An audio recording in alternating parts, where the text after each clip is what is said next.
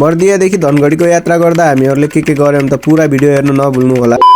आजको भ्लग अरु दिन भन्दा पनि अलिकति लामो भएको हुनाले झ्याउन मानिकन हेर्दिनु होला। आज म बर्दियाबाट घर जानको लागि छु, त्यही भएर कपाल काटेर आफ्नो रुमतिर जाँदै थिएँ। त्यही क्रममा पृथ्वी जयन्तीको कार्यक्रम पनि देख्न पाइयो। म बिहानै रेडी भएर बजारतिर कपाल काट्न गएको थिएँ, त्यही भएर मलाई रेडी हुनलाई त्यति धेरै टाइम लागेन। अनि मेरो 2400 को जुत्ता, 1200 को प्यान्ट, 2000 को हुडी लगाएर के कस्तो लुक्स भएको छ तपाईहरुले कमेन्ट गर्न नभुल्नु होला। रुममा ताला लगाएर फटाफट हिँडेर 5 मिनेट पछि म बजार पुग्छु। बजार पुगेर वेट गर्दै थिएँ, साथीको सामान अर्कै हाइसवाला दाइले लगिसकेको धन्नै। अब बर्दिया भुरी गाउँदेखि धनगढीसम्मको यात्रा हाम्रो सुरु हुन्छ। धेरैचोटि यो बर्दिया राष्ट्रिय निकुञ्जमा यताउति गरिसके, तर बाँदर बाहेक अरु केही पनि देखेको छैन, त्यही भएर म आफै छक्क पर्छु। 20 मिनेट टाइमर सकिसकेपछि हामीहरू बर्दिया राष्ट्रिय निकुञ्जबाट बाहिर निस्किन्छौं। चिसा पानी पुगिसकेपछि खाना खानको लागि गाडी रोकिन्छ। त्यही समयलाई सदुपयोग गर्दै हामीहरू कर्णालीतिर घुम्न जाँदैछौं। कर्णाली पुगिसकेपछि हामीहरूले ड्याम भिडियोहरू बनाउन थाल्यौं। हामीसँग धेरै पैसा त छैन, तर 100 रुपैयाँ जतिको फोटो खिचाएर छिटो हामीहरू गाडीतिर जाँदैछौं। हामीहरू गाडी भएको ठाउँमा पुगेर गाडीबाट यात्रा हुँदै थियो कि त्यही बीचमा हाम्रो गाडी पेन्चर भयो। अहिले चाहिँ हामीहरू मसुरिया पुगेका छौं। मसुरियामा साथीको घर भएको हुनाले उनी यही उत्रिने हो। मैले बारम्बार भन्दै आइरहेको छु कि तपाईको एउटा सब्स्क्राइब, एउटा फलोले मलाई एकदमै सपोर्ट गर्छ, इन्स्पायर पनि गर्छ। त्यही भएर लाइक, कमेन्ट, शेयर, सब्स्क्राइब गर्न नबिर्सनु होला। अहिले म धनगढी पुगेर पनि धनगढीको क्याम्पस रोड तर्फ जाँदै छु, किनकि क्याम्पस रोडबाट मेरो घर जाने गाडी पाइन्छ। बर्दियाको भुरी गाउँबाट आउँदा धनगढी त मलाई स्वर्ग जस्तो लाग्छ, किनकि बर्दिया भन्दा धनगढी एकदमै सफा र चिटिक्क छ। क्याम्पस रोड पुगेर फलफुल किनेर वेटिङ गर्दै थिएँ। त्यही क्रममा गाडी आउँछ र गाडीमा बसेर म सरर निस्किन्छु आफ्नो घरतिर। क्याम्पस रोडदेखि हाम्रो घर पुग्नको लागि करिब 1 घण्टा जति लाग्छ। हाम्रो गाउँमा नयाँ बाटो, नयाँ पुल बन्दैछ, त्यो भिडियो चाहिँ म नयाँ भ्लगमा देखाउँछु। म त घर पुगे, तर घरमा चाहिँ कोही पनि नरहेछ। पल्लो घरको छोरीहरूलाई आमा बाजे कहाँ गए भन्दा घाँस काट्न गएको छन् भनेर भने। आजको भिडियोमा त आमा बाजेलाई खासै देख्न पाउनु भएन, अर्को भिडियोमा देख्न पाउनु हुनेछ। तपाईलाई आजको भ्लग मन परेको भए मिठो कमेन्ट, फलो गरिदिनु होला।